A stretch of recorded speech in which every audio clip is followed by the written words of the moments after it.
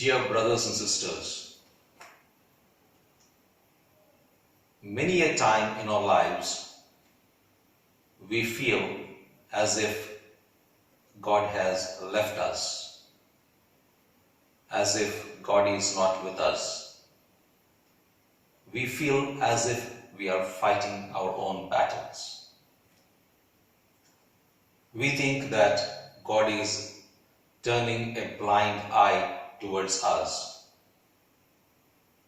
We feel as if He is turning a deaf ear towards our cry for help. We wonder why God is not answering our prayers. But here is a verse that will encourage us, that will put all our worries and anxieties to rest. But before I read that verse, let me title this sermon as God does not eliminate the problem, but will be with us till it ends.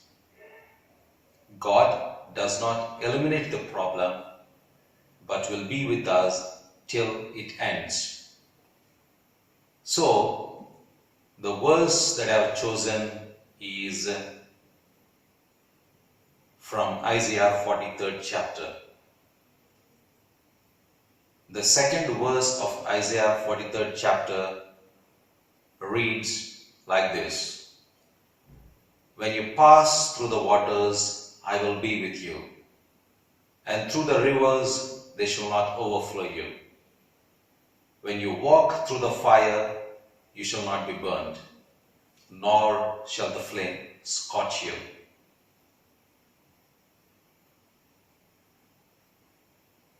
Let us read this verse carefully and understand. Let us try to grasp its meaning. The Lord is not telling that He will make us waterproof. He is not telling that the waters will not touch us. We will have to pass through the waters. We will have to walk through the waters. We may have to swim through the waters. The waters will touch us. We may or may not get wet. But in all these circumstances, our Lord will be with us. We will not drown. We have to walk through the rivers. All of us know that rivers are not shallow. Rivers are deep. Rivers are dangerous. River waters flow fast. I don't know how deep you may have to wade in the rivers or in the waters. I don't know how deep you are in your troubles. But this verse tells us that the waters or the troubles will not overwhelm us, they will not drown us.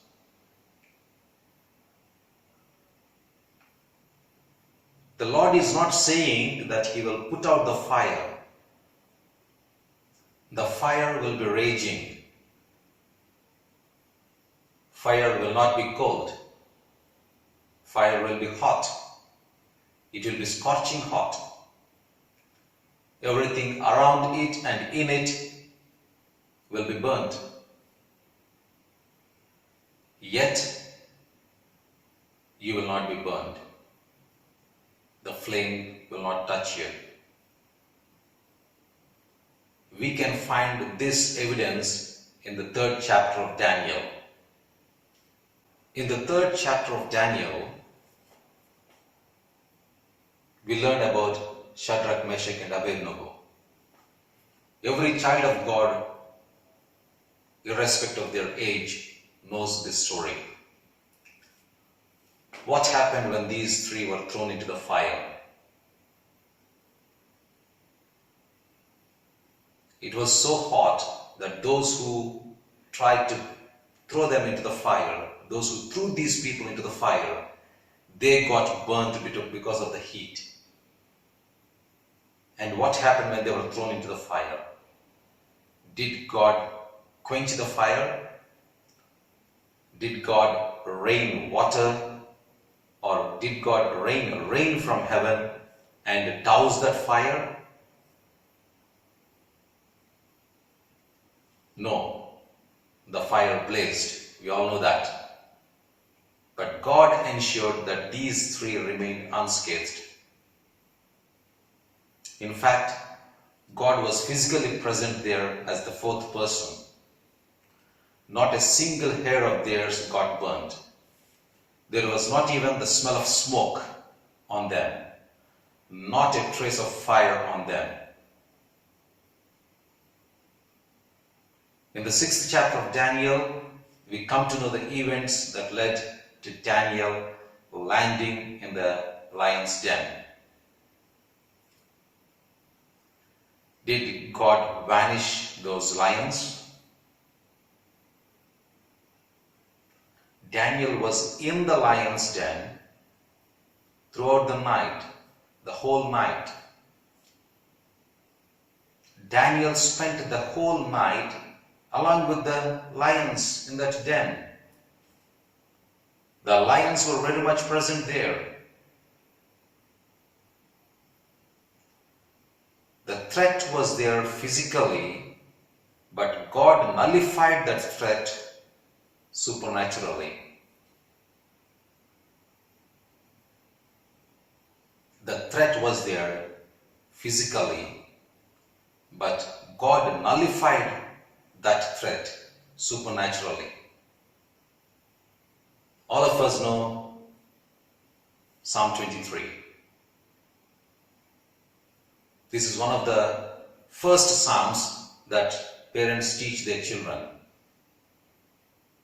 Psalm 23 verses 4 and 5 tell us, "Yea, though I walk through the valley of the shadow of death, I will fear no evil.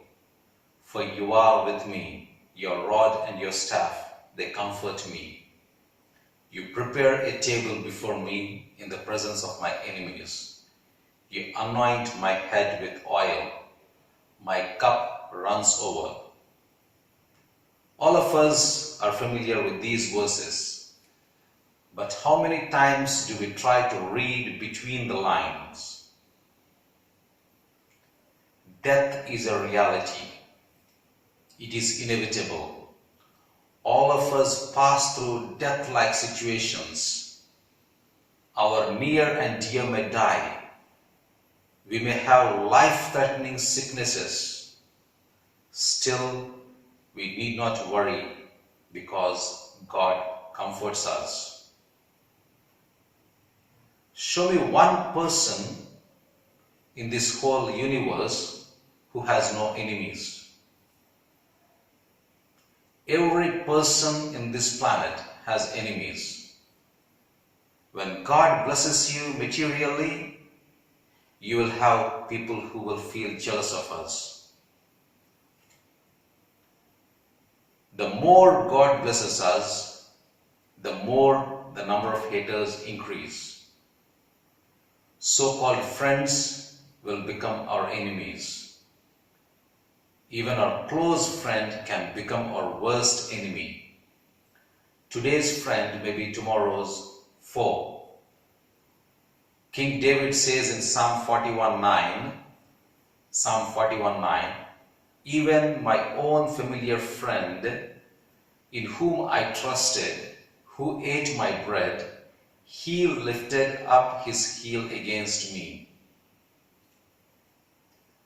There will be times when our enemies attack us psychologically.